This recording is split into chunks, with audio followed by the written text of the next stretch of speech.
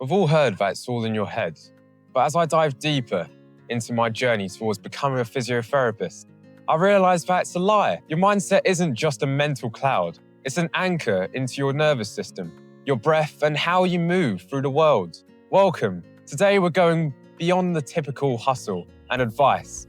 We're looking at the science of movement and the history of our human endurance, and how you can use both to rebuild your mental foundation. If you've been feeling stagnant, it's time to stop thinking and start discovering.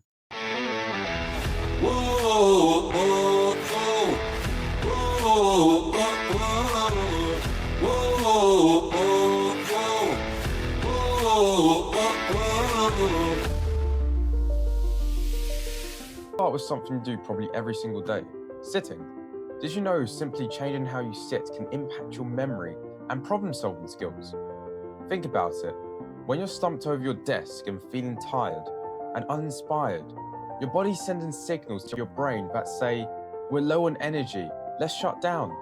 Your breathing becomes shallow, less oxygen enters your brain, and your focus starts wandering. Now picture yourself sitting up straight, shoulders back and chest is open. Suddenly, you're breathing more deeply, more oxygen flows, and your brain gets the message.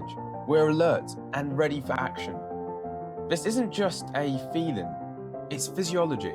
The studies show that upright posture can improve your memory and boost your mood and confidence and enhance your cognitive performance.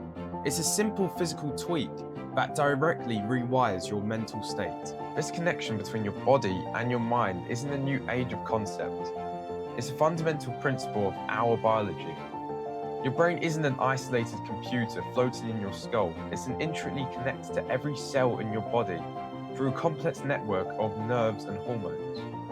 Every sensation, the temperature of your room, and the texture of your chair you're sitting on. The distant sound of traffic is data.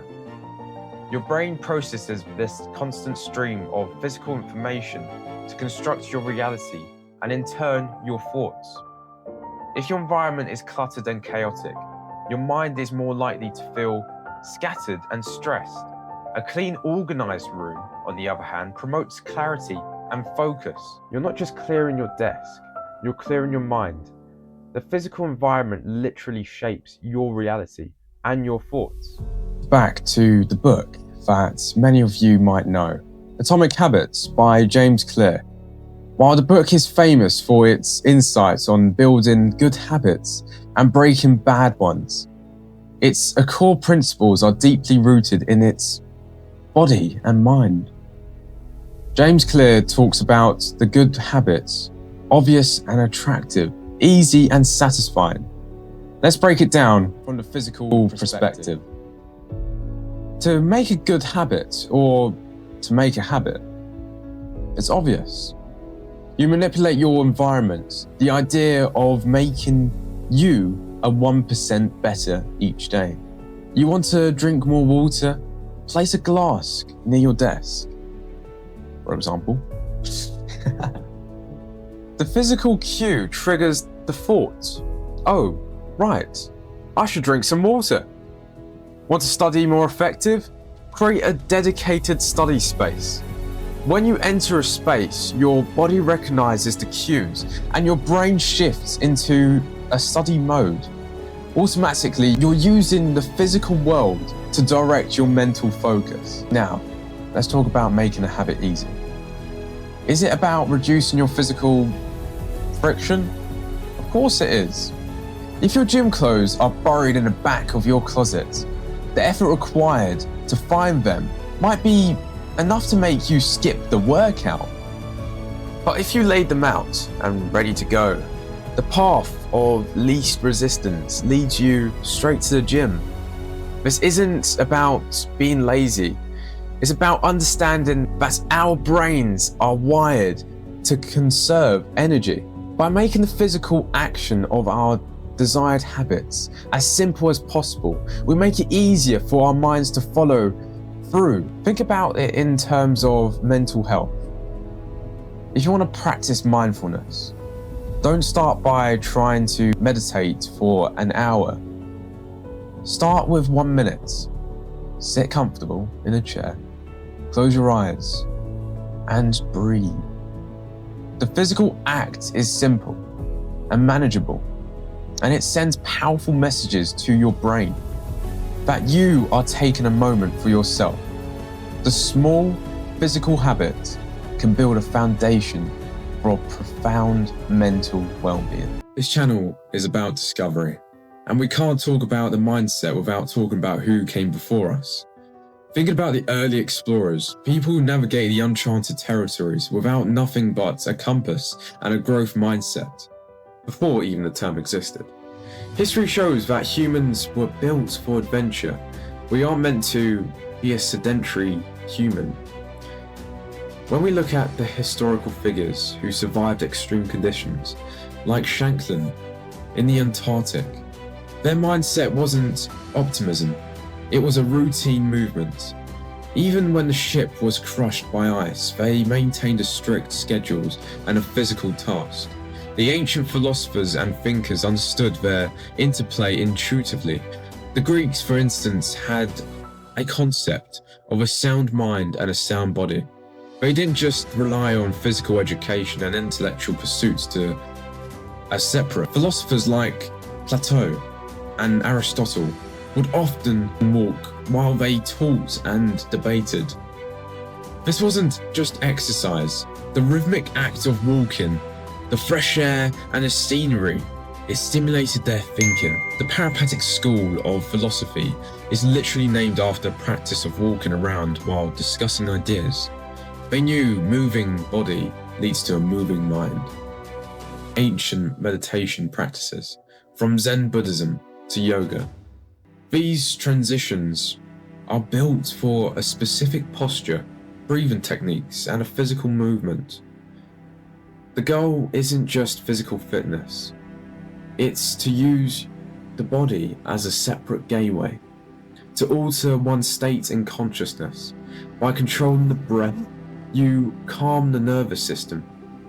By holding a posture, you develop a focus and a discipline. The physical practice is key. That unlocks a deeper mental and spiritual state. This wisdom has passed down through generations, and now modern science is finally catching up to provide the data to prove these ancient cultures knew all along. Our bodies aren't just vessels for our brains. They are active participants in the process of thought itself.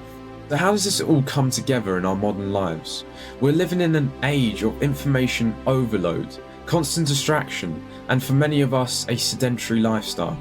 We spend hours hunched over our screens, disconnecting from our physical selves. And we wonder why we feel anxious and unfocused and are mentally drained. The solution might be simpler than we even think. It starts with reconnecting with our bodies. It's about recognizing that every choice about your physical self, how you move, what you eat, how you breathe, the environment you place yourself in, is also a choice about your mental state. Discovery is a muscle. The more you put yourself in new situations, or even environments, whether that's a new hiking trail or a new field of study, the more comfortable your brain becomes with uncertainty. These 3 easy, simple things, which I even try doing. It starts with step 1.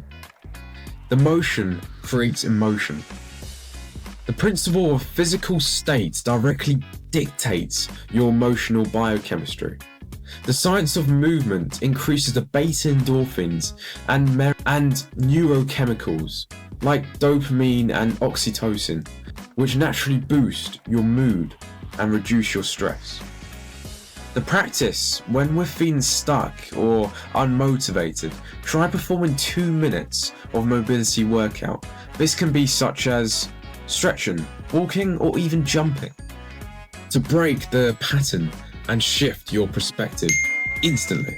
Step number 2 is to document the discovery. A growth log. Unlike a standard to-do list, this focused on the discovery process. What you learned about your reactions and habits while performing a task. Here, try these 3 reflecting questions.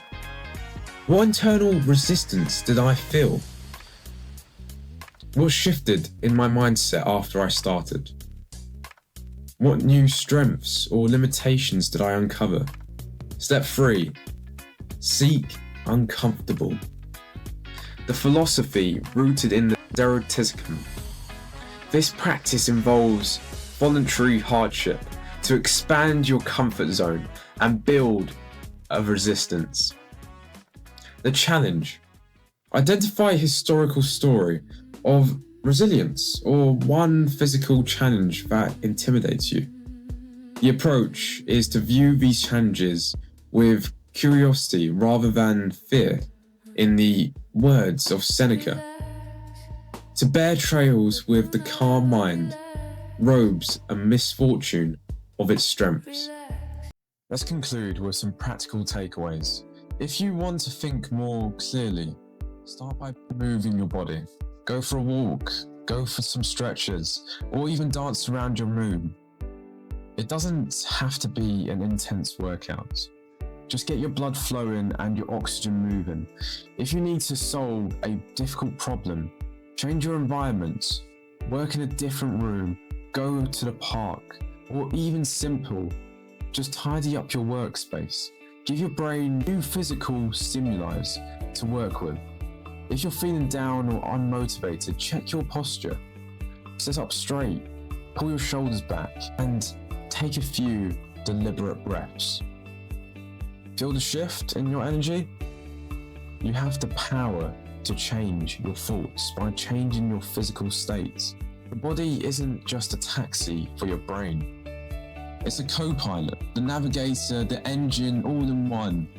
By learning to listen to it and work with it, you can unlock levels of creativity, focus, and well-being you never thought was possible. The secret to mastering your mind lies in mastering the vessels it lives in. Mindset isn't a destination, it's a constant discovery. We are a community of lifelong learners, health enthusiasts, and adventurers. Thanks for being part of the Triple AFK family. Subscribe if you're ready to move better and think deeper. Now, I want to hear from you. What's the one discovery you've made about yourself this month? Let's discuss it in the comments. See you in the next one.